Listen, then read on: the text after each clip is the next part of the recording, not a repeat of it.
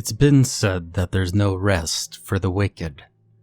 The same can be said for the virtuous. Part 1. O little town of North Hill. It was Christmas Eve, 10:31 in the evening, an evening so meek and mild that not even the jailbirds bothered to sing. It's times like these, times of peace and stillness, where even the faintest whisper of chaos can be loud enough to break glass. But this was no whisper. It was a weeping, a shrill and mournful weeping, coming from the sliding glass doors, now ajar, hazed with frost set against the starry night sky. And, boxed between those doors, stood a woman, face red, eyes wide, cheeks wet from smears of tears, and probably holding back more. Schultz saw her from across the broad and dingy department of the North Hill Police. Maybe he felt something. Compassion, perhaps, or, more likely, this was but another case that demanded his attention. A distraction at best. Either way, she noticed him, and he, her. "Take a seat," Detective Schultz said, scooting back a metal chair and going through the motions again. At this point in his career, completely desensitized to an enervated, jittering mass of a woman slumped over in that chair. She wasn't the first. She sat. "Why don't you tell me what's going on, Miss?" Schultz lifted his head for her response.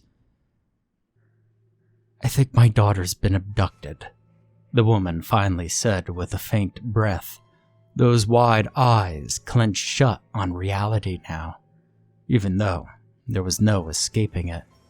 "And when did she go missing?" Schultz gruffly said as he took another swig of his coffee, speckled with cream. "Tonight," the woman weakly said. Schultz leaned back and raked his fingers through his jumbled hair, scratching the dry scalp beneath. "Well, do you know of anyone who'd want to kidnap your daughter?" "No," the mother said, watching her own foot drag along the mangy carpet. "Can you tell me a little bit more about what happened? I'm kind of in the dark here." She finally lifted her eyes, bloodshot and dilated, as she nervously spoke. "I'm not sure if I know myself," she said. "Try me," Schultz bleakly murmured. The woman leaned forward, weighting her fingers into balls that anchored onto his desk. With a sigh, she spoke.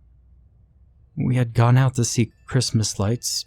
You know, Pinewood Park on 111th. "I'm familiar," Schultz replied.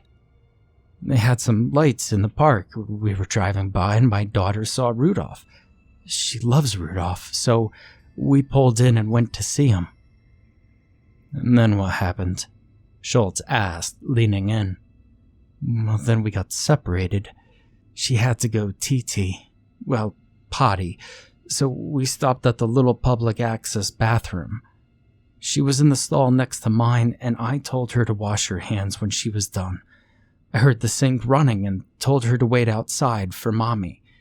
But when I opened the stall door, she was gone," the woman sniffled.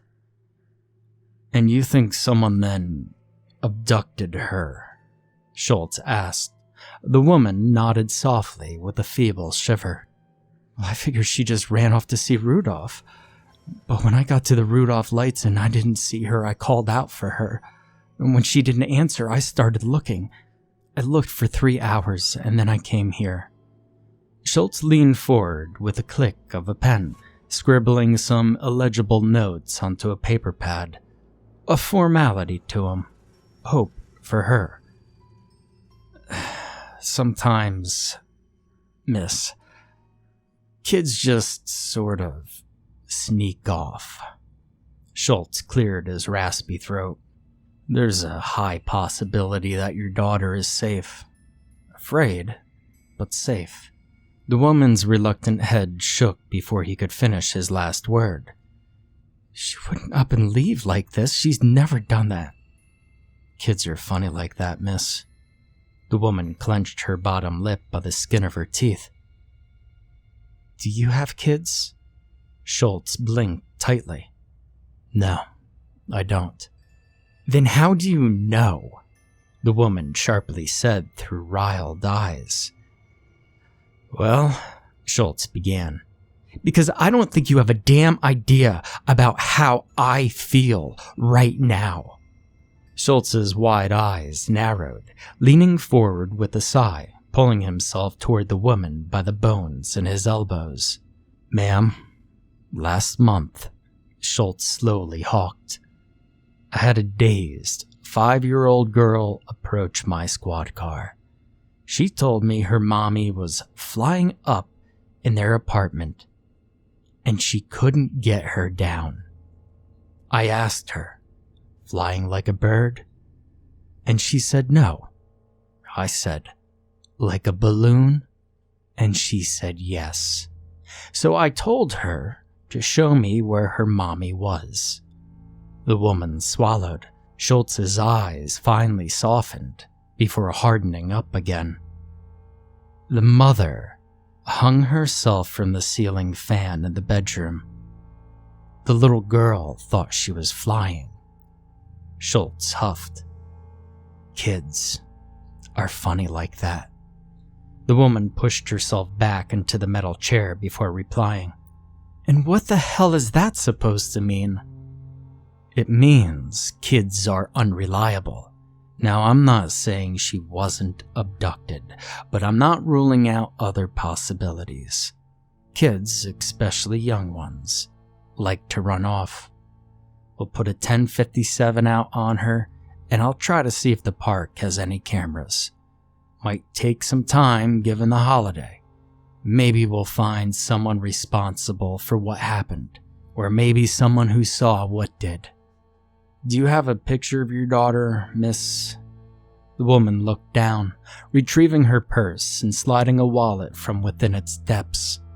A small piece of paper caught her eye, tugging at tears from behind it as she handed the photo over. Her name is Cassidy. Detective Schultz looked down. The image of a black-haired little girl smiled brightly up at him. The same innocence they all shared was tucked away in those tiny eyes. Detective? The woman's voice shook Schultz out of his gaze, his eyes jolting to meet hers. What happened to that little girl in your story? Schultz pushed himself back, scraping the metal chair along the floor. As he stood over his desk, arms crossed, he licked his lips. She was placed into foster care. The woman nodded silently as Schultz breezed past her. He stopped and sighed. You know, you're right. I don't know how you feel. But if I did, well, then I wouldn't be doing this job. Part 2. Come all ye faithless. There were cameras in that park, 6 to be exact, 1 at the front gate, 1 at the back, and 4 scattered about, 2 of those being in front of the restroom areas. You could see her too, though the cameras had seen better Christmases. There was no mistake the bundled up congregation of pixels as the form of the little girl. Schultz watched as Cassidy left the bathroom, frisking down the icy path toward the Christmas lights.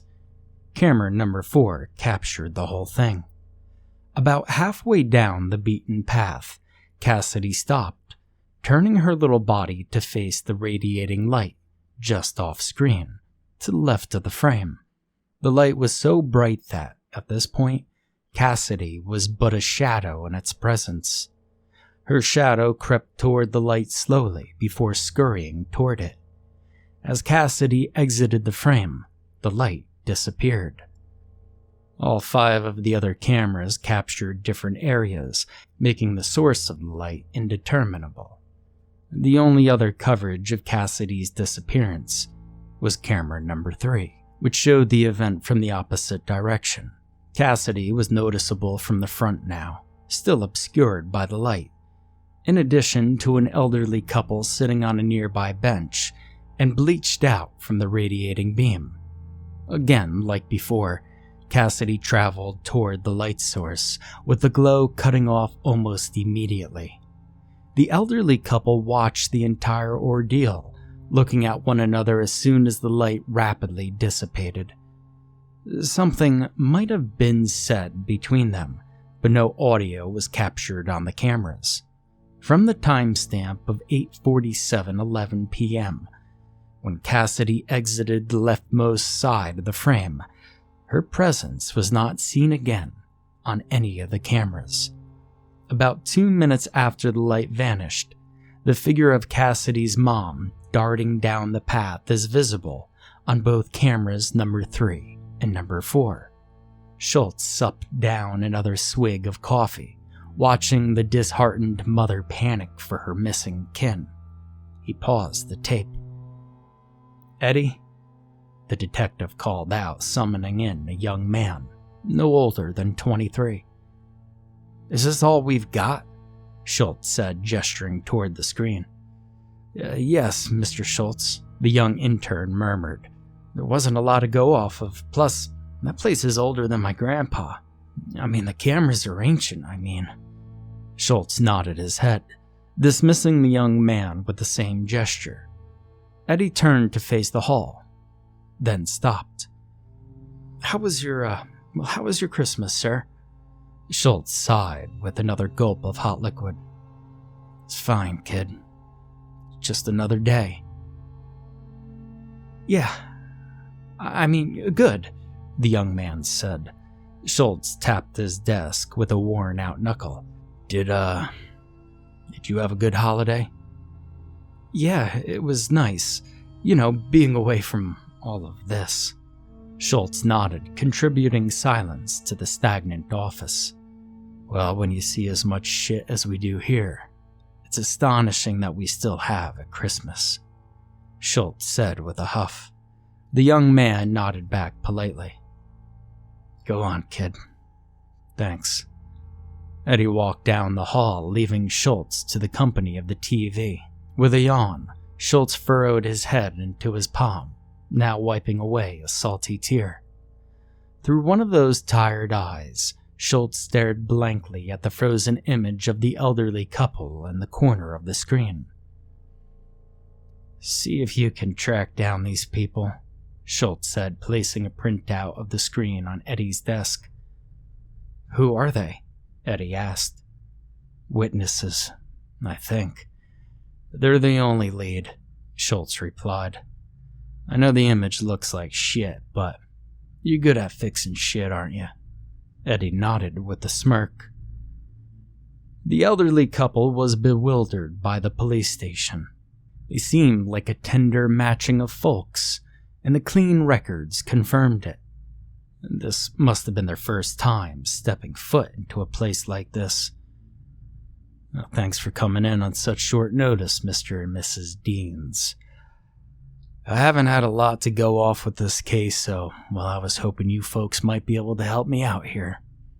The elderly couple stared woodenly at him. "Do you know why you two are here?" They were quiet for a long moment, peering toward one another with trepidation. "Well, there isn't anything for us to say," the older man finally said. "Well, what about the girl?" "About anything. We don't know anything." "Well, what he means is," the woman interrupted, "we don't know what to make of it ourselves. If we knew what had happened, we would have come to you." Schultz leaned back in his chair with a creak. "And you're referring to what took place at Pinewood Park on December 24th? It was Christmas Eve, love. It's not hard to forget." Schultz nodded, eyes still locked on the old-timers. He was too invested to grab his coffee from the table. Did you tell anybody about this incident? No, the old man said. Well, why not? Schultz asked. Oh, our children wouldn't have taken it well, the woman piped in. We feared they might have put us in a home or worse. You see, we kind of want to see our grandkids. I see, Schultz said, biting a hangnail from his thumb and resting the hand onto his desk. Well, why don't you just tell me what happened, in your own words? The couple looked at one another. After a moment of hushed deliberation, the woman finally spoke up. We went to see the Christmas lights like we always do. Pinewood isn't far from our house, and we needed fresh air anyways. We took a few laps around the park, and when we got tired, we rested on the bench. Then we saw a young girl. I was a bit concerned when I noticed she was alone, but then we got distracted by the light. And that's when it took her. What did? Well, the light. What do you mean? Well, she called out for something. Fallow, something like that. She ran toward it and it sucked her right up. The woman trembled as she spoke, nodding her head. Schultz was locked in on the woman now, leaning toward her for answers. What kind of light was it? Oh, it was the brightest, the old man chipped in. Well, I ain't never seen a light brighter. Yes, the old woman nodded as if comforting herself with a prayer. Such a bright light. It was warm, too, very warm. It was an angel. Schultz blinked back to reality with furrowed brows, shifting in his seat. What do you mean, angel? I mean, the Lord. Well, I saw him clear as day. The woman smiled under her fearful expression. The old man lowered his head, shaking it next to her. She paid no attention. That little girl. God was calling her home. Schultz blinked over to the old man, who shot a glance from his wife to Schultz. Is that true? Schultz asked of him. The old man hesitantly swallowed his reply. Well, that's not what I saw. He starkly chuckled. It wasn't God, it was my mother. Your mother? Schultz asked, stupefied. Now, he didn't see it clearly, the woman said. Oh, the hell I did, Ellen. It was Marlene. We've talked about this. Marty, language. Don't apologize, Schultz said to the old man. I've heard plenty of shit. Marge, Don't tell me that I didn't see what I saw. I know what I saw. That was my mother. When's the last time you saw your mother? Schultz threw in. The space drastically grew quiet. The old man reflected. She went to be with the Lord when he was 14, the woman said, breaking up the silence. I see, Schultz said bleakly. Now, this was the first time I saw her in 64 years. She hasn't aged a day. Honey? The man turned to his wife somewhat eagerly. Maybe she is an angel. A guardian angel, the woman proclaimed. Schultz rubbed the fuzz of his grin with his hand, letting out a breath. Are you claiming that this little girl was abducted by an angel? Rescued, the woman replied with a hopeful smile. Rescued by an angel, love. Schultz's expression drooped when the reality of the situation dawned on him. The girl's mother would say otherwise, ma'am, Schultz said with a blunt expression. The woman rested her eyes on Schultz, trying to read him.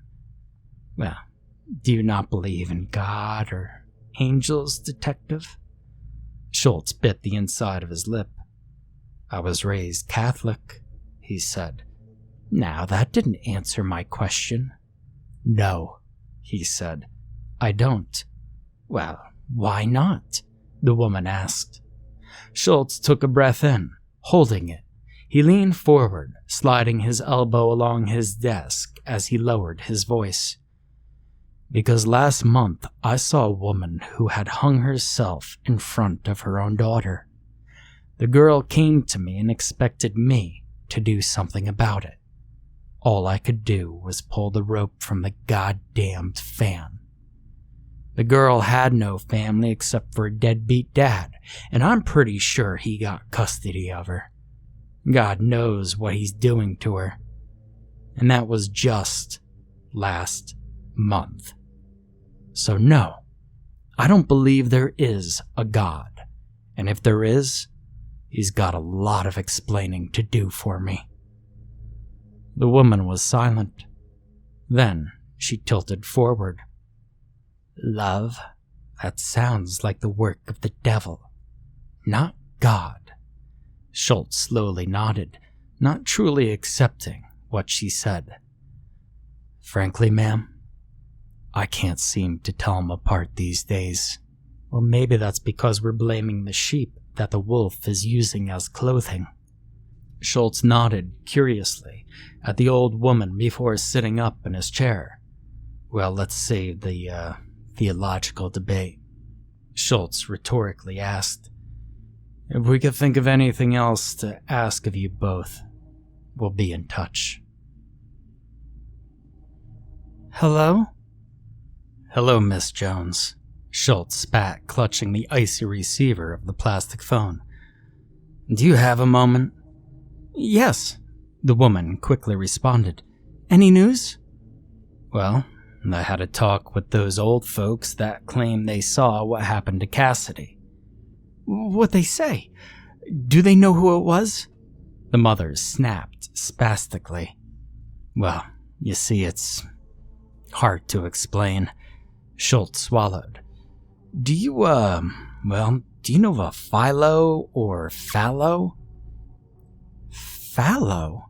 The woman said, the word balled up in her mouth. Yeah, something like that, Schultz said. The other end was quiet for a moment. Do you mean Fado? Maybe. Why? Well, that was our dog's name, Fado.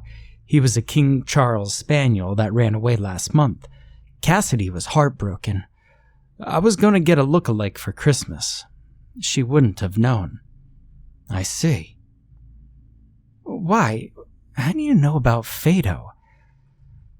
The woman I spoke to, she said that Cassidy called out the name before she went missing. The line went quiet again. Do you think someone might have used the dog to kidnap Cassidy? Schultz ripped a fingernail off. No. That wouldn't make sense. Unless you could think of someone that knew your daughter that well. There's no way some rando would know about the dog or use it as bait of any kind. Unless Fado was there. We don't live far from that park, so it's possible. What are the odds of that, ma'am? Sounds like an unlikely coincidence, don't you think? The line fell silent once more. Schultz spoke up, and even if that's true, it brings us no closer to finding your daughter. The silence on the other line turned to distant sobbing. I know she's out there, detective. The woman whimpered into the phone. I'll search myself if I have to. Schultz cleared the warm air in his throat. No, that won't be necessary. Then tell me you'll find her. Schultz silently held the phone to himself. I'll do everything I can, Miss Jones. The woman stilly responded. So will I. Part 3. Hark, the Herald paper sings. Miss Jones went missing 3 days later. New Year's Eve, same park. A brutal irony. They had begun taking down the Christmas lights, but that didn't deter the hopeful mother from searching every last nook and jungle gym for something, anything. The missing report was listed on page 7 of the North Hill Herald. No one told Schultz the woman had gone into Pinewood, but after the final word she spoke to him, her absence led him to the only place a mother like her would have gone. Another one? Ah, jeez. The ranger said, plopping the security tapes onto his desk, biting down on a wooden toothpick. Yeah, Schultz replied, leaning against the rustic doorframe. The mother of the last girl. Oh, hell, the ranger defeatedly said with an invisible shiver. I thought this was all over. Schultz took a pause, stepping inside the park office with a firm foothold. Thought what was over? The ranger swung his head up, locking eyes with the detective. Oh, you never heard? About? Schultz frustratedly asked. No, the missing people. I thought an officer of all folks would have known. Schultz stepped a little closer to the man, crossing his arms almost resistantly. No, I didn't know. Why don't you enlighten me? The ranger sat up, spitting his toothpick from between his teeth. Well, I mean, it's been a few years since all that trouble, the ranger said, scratching his head, so it's a little foggy. But what I remember was 3 or so people going missing in the park. Maybe more. Started with a young boy. Mom said he went to play on the playground. Didn't make it home for supper. No body was ever found, no blood or nothing. Just vanished. Same thing happened with the next girl. No blood, no ripped up clothes or nothing you'd expect. Her mother was even with her. What about the cameras? Schultz asked. Well, the folks down at your station said there was nothing solid on the tapes. They said it could have been a kidnapper who lured him into his truck. Something about headlights messing with the cameras, but they never caught anybody. Well, what about the third victim? Schultz muttered. The ranger tipped his hat with a mournful nod. Oh, the third victim was a man who used to sit in this here chair. His name was Vinny White. He's a good man. He's a family man. Vinny thought there was a wild animal out there. Something was eating those people or carrying them away. Like a bear? Schultz asked, flipping open his notebook. Well, I don't know. You see, Vinny never found out. He went missing, too. Schultz finished up his note, letting out an exasperated breath. Well, what do you think it was? I mean, you think they just ran off? The ranger hung his head low with a wag of his hat. Well, maybe the kid, the ranger said. But not Vinny. I mean, he had family, a wife, 2 kids. No reason for a man to leave all that behind. I think they were taken.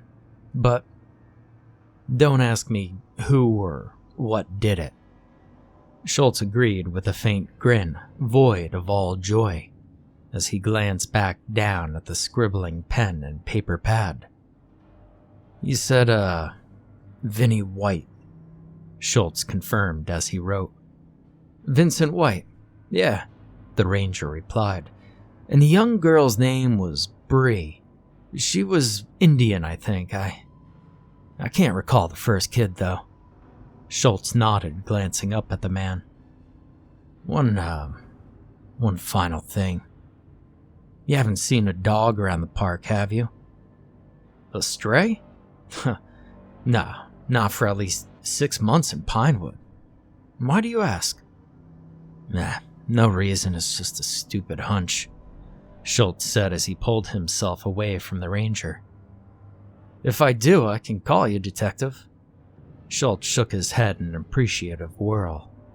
I appreciate that, but it won't be necessary, Schultz said, his eyes drifting out the window of the place to the snow-covered greenery outside, turning back to face the stack of tapes resting before the ranger. The sun dipped past the horizon as the detective heaved the satchel of tapes down toward the station. The city, draped in a blanket of fresh snow, glimmered in the moonlight above as Schultz crunched through the ice below. As Schultz approached the department, he watched as his shadow stretched across the brick-and-mortar building. He turned, holding back a visible breath. There was a light in the distance, past the bundle of city signs and stoplights. It looked like a broken street lamp, but Schultz couldn't be sure. There was something, someone centered within it. He stepped forward, trying to get a better look at the tiny figure. But as he did, something within him told him to stop. He squinted at the light in a curiosity before shrugging off into the station. His eyes quickly adjusted to the dimness of the drabby place as the glow from outside faded out of view. Schultz sat forward as Eddie popped in the tape from camera number 3. After a curtain of static pulled away, the detective could see a similar sight. A strip of concrete hedged by bushes and trees halfway covered in holiday lights, some removed. It didn't take long before the panic-stricken strides of Miss Jones entered the frame, before disappearing into the surrounding duskiness. Just as Eddie went to fast-forward the tape, Schultz lunged forward in his chair. "Pause it," Schultz hurled. Eddie punched the button with his finger as Schultz rocked toward the TV, pressing a finger against the static image of the elderly man, Mr. Deans, as he walked down the same path. Part 4. Never a Silent Night. 3 taps and no answer. Another 2, nothing. "Hello? Mr. and Mrs. Deans? North Hill Police. Schultz. It's Detective Schultz." No response. Damn it. Schultz grabbed the knob aggressively and wiggled open the unlocked door. He stepped back, retrieving his flashlight from his belt, waving it around within the crack left by the door's parting. "Mr. and Mrs. Deans? North Hill Police. We've tried calling, but no one picked up." Schultz nudged the door open with the butt of the flashlight. "I just have a few more questions about the Christmas Eve incident." The silence soon faded into a soft voice speaking. It wasn't Mr. or Mrs. Deans. It was Linus. The TV, which was left to illuminate an empty couch, played a rerun of A Charlie Brown Christmas as Schultz stepped into the space. The air was as chilled as the night. "Lights, please," Linus echoed from the box television. Schultz crept down the apartment's narrow living quarters, calling out for the elderly couple. Only Linus replied. "And lo, the angel of the Lord came upon them, and the glory of the Lord shone round them. And they were sore afraid. And the angel said unto them, Fear not." Schultz pushed the bedroom door open with a sharp squeal, aiming the flashlight at a vacant bed and peering through the surrounding darkness. "For unto you is born this day in the city of David a Savior, which is Christ the Lord." The window was wide open, swallowing the sleepy city within it.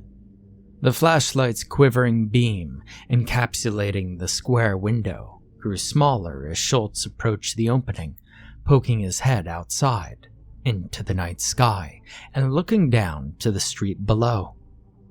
Nothing. "That's what Christmas is all about, Charlie Brown."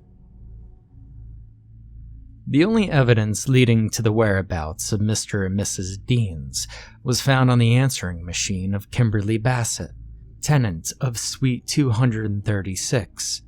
an adjacent neighbor to the Deans who had joined a Bible study with Mrs. Deans 2 months prior to her disappearance. Kim, this is Ellen. I know it's late, but I was wondering if you heard from Paul or seen him within the last few hours. He never returned home from, well, wherever he was. If you could call me. There was silence on the line until... Oh, Kim, I'm so sorry. Paul is here. And after that, the line went dead. While she missed the initial phone call, the ringing from Mrs. Deans did awaken Kimberly Bassett in the small hours of the morning. Before she listened to the answering machine, Kimberly claimed that the apartment suddenly became dark.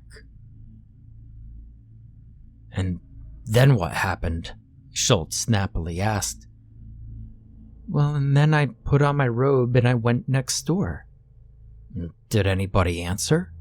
Schultz clicked, biting the end of his pen. No, Kimberly said. I tried another time, but it was awfully late and I didn't want to disturb anyone. Schultz nodded. Were you aware that the front door was unlocked? If I was, Kimberly said with crossed arms, I would have gone in. I see, Schultz nodded. And, when did this all occur? Maybe 4 or 5 days ago? Schultz nodded as he jotted a note onto his pad. Is there a reason you decided not to report the Deans missing? Kimberly looked up, petrified, as if blamed for the disappearances. Oh, I didn't know they were missing. At that time, at least. I figured they were out of town due to the New Year. Ellen said that she and Paul had grandchildren, and I guess I just figured they were with them. I see. Schultz once again muttered, folding up his notepad. Well, in the future, if you should hear or see anything out of the ordinary, don't be afraid to call us.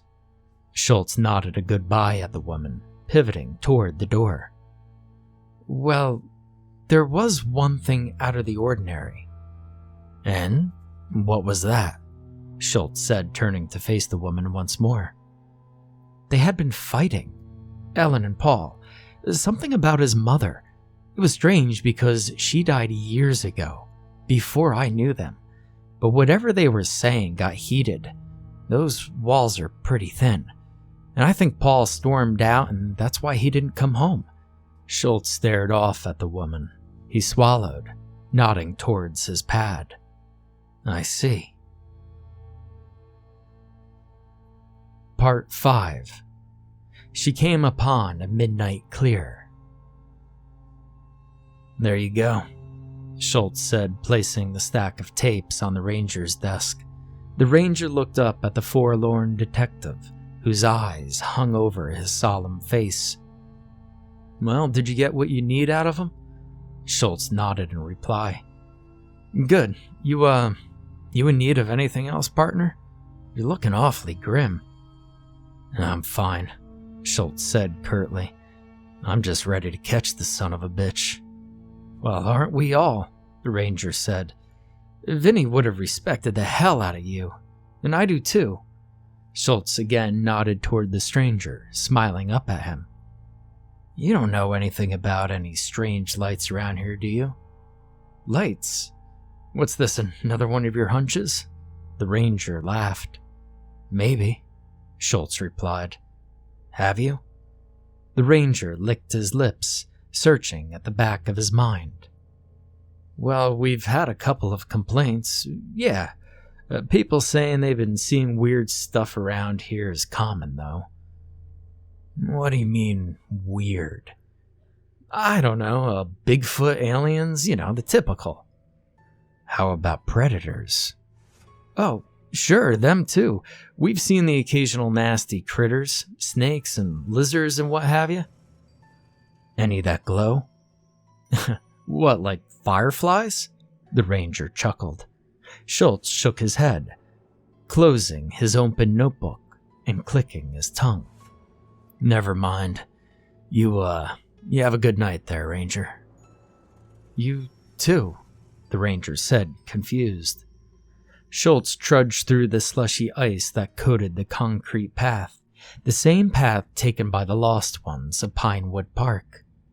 He then stood like a glacier erected from the ice, completely still, breathing in a wistful lung full of frigid air and exhaling a moment's worth of clarity, glancing up at a pathway light, letting the light soak in amidst an orange sky. They all saw something different. Schultz mouthed to himself, realizing whatever was hidden in the light allured the missing to itself. "Allure," Schultz drawled. "Allure. Allure." Schultz carried himself through the snow toward the empty wooden bench, plopping down in heavy contemplation. "Well, what makes something alluring, though?" he whispered to himself. He nodded. "Something that we really want," he mumbled, his eyes shifting in their sockets. He flipped open his paper pad, his finger pressing against the scribbled words as it dragged past illegible chunks of text. It stopped. Schultz's eyes darted through the trees and bushes, squinting with wariness through them. Then, back to the page. "Hello? Mrs. Anand?" Schultz spat into the receiver of the park payphone. "Yes? Who is this?" Mrs. Anand said in a weary, hushed voice. "Well, you don't know me. My name's Detective Schultz. I work for the North Hill Police Department." "Is this about Bree?" the woman hastily said. "Well, yeah, sort of. I wondered if I could ask you something about the night your daughter vanished." "Okay," the woman's voice said, her tone uncertain. "Well, the night she vanished you were there, correct? Pinewood Park?" "Yes, I was. I told the police already." "Doesn't matter, ma'am. Have you seen her since?" The line remained silent. "Ma'am," Schultz stilly said, "I believe you. Have you seen Bree?" "Yes." Schultz froze. Somehow the answer he wanted wasn't the one he wanted to hear. "Was she in the light?" Schultz held his breath for the answer. "Yes." "Is it happening again?" the woman's shaky voice said. "I think so. Listen, when you saw your daughter, where was it?" Mrs. Anand shuddered, her eyes dashing toward the icy window facing the backyard, a patchy green and white stretch that met with a white fence, banking on the outskirts of a thick forest. "My backyard," she trembled. "It was 2 days after Bree went missing. I woke up in the middle of the night and heard my little girl crying." "And you're sure it was Bree?" Schultz asked. "Officer?" Mrs. Anand asserted with held-back emotions. "She's my daughter. I know her voice. I know her cry." Schultz agreed with the woman before continuing. "So, when you saw her, did you approach her?" Schultz asked. "No," Mrs. Anand said. "Well, I wanted to so badly, but I knew whatever that was, it wasn't my daughter." "Well, how did you know?" "I saw her from a ways off. She was wailing for me, crying. I opened the back door to run to her, but then I noticed that light again. The same one from the park. It was all around her." "So, you saw the light at the park?" Schultz asked, holding the phone so tightly that a vein might have popped.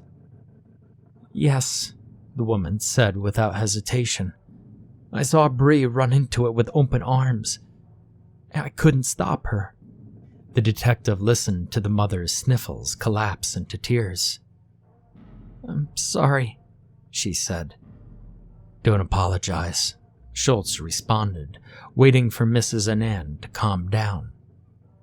"What did you see in the light the first time?" Mrs. Anand regained her composure with apprehension. "Well, you wouldn't believe it, but somehow it was my daughter. My first daughter, before Bree." "I see." No, you don't understand. I miscarried. She died in the womb, yet this was a fully formed girl. Somehow, though, I knew it was her. I hoped it was, but how could Bree have known?" Clenching his teeth, Schultz looked around the vacant park, the sunlight fading into the horizon through the trees. He took a sigh. "Mrs. Anand, I have suspicion to think that Bree might have seen something you didn't when she looked into that light." "Well, what do you mean, officer?"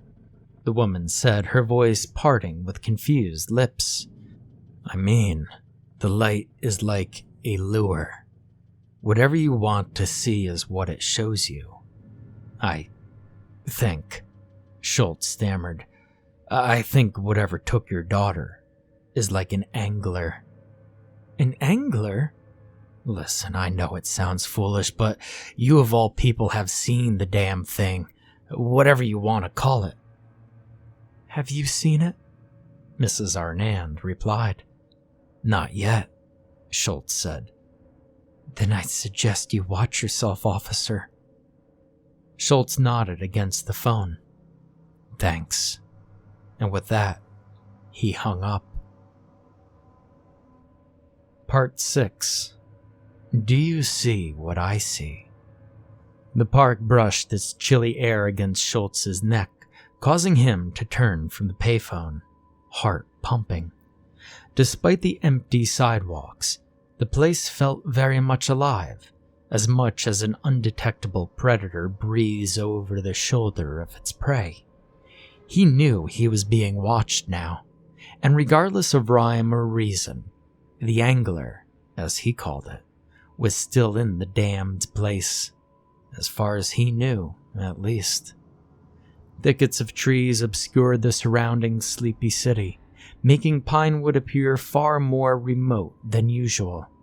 And as the sun set on the late January evening, the faint glimmer of a radiant light from the depths of those very thickets grew louder, heralding a beckoning invitation for Schultz. He went. Eventually, as soon as the illumination of the lit park pathway was merely gone behind him, the glow of the light was finally nearing, just through a few more trees. Schultz stopped, looking up past the shadowy snow-covered evergreens into the night sky, perhaps wishing a silent prayer, though Schultz was not one for praying. His footsteps along the icy trail had grown mute in comparison to the beating of his heart, which had now beat its drum-like chant through the entire park. That is, until it skipped for a moment, not at the light, but at that little shadow it cast, the silhouette of a young girl. It was the same black hair, the same small eyes, the innocence tucked away within them. It could have been the girl, Cassidy, or any of the others for all he knew, shadows of hope illuminated by a light of hopelessness. "What do you want?" Schultz said in a shrill voice, his eyes squinting at the brightness lay before him. "Officer," a tiny voice said, "please help. I'm so scared. I can't find my mommy." Schultz pushed a tear across his face. He had forgotten what that felt like. "You're not the girl." "So what are you?" he firmly said. "Please, sir, please," the little voice squealed. "You're not the damn girl. What are you?" he yelled, closing his eyes. He clenched them so tight before the heat of the light vanished from before him. He couldn't tell whether they were open or shut now because the darkness permeated his vision. Rubbing his fingers against damp eyelids, the color around him slowly faded into view. Then the twig snapped from behind him, and the glow returned, pushing its way through the tree line. He turned to face the sound, running after it. "Where the hell are they?" he shouted with puffing breaths. The sound of scampering appendages darted through the darkness before him as he shoved his hand into his coat, retrieving the firearm he had waited to use. The angler, whatever type of vile creature it was, let out a hiss of terror as Schultz pressed on through the snapping branches. The dangling glow of the lure shone brightly in the darkness. It was perfect in aiding the creature towards its escape, yet at the same time, a perfect target. Bang, bang, bang. The gunshots ricocheted through the park, leaving nothing but silence in their place.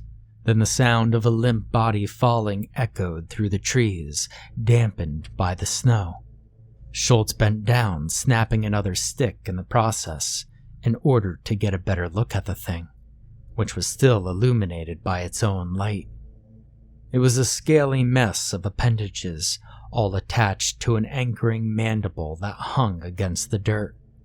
Branching away from its body, with a stretch of a long, finger-like spine, the glow of the angler's light dimmed. Its eyes, now lifeless, were a round, pearly white that pierced Schultz's gaze. And that gaze, for the first time in a long while, grew into a grin, one of actual joy, watching this prey of the innocent die before him. This was all he wanted. Schultz proudly stood as the creature's light faded to nothing. The detective's eyes then flushed in horror as he stared down at a shadow, cast by a looming overhead light as it stretched along the ground.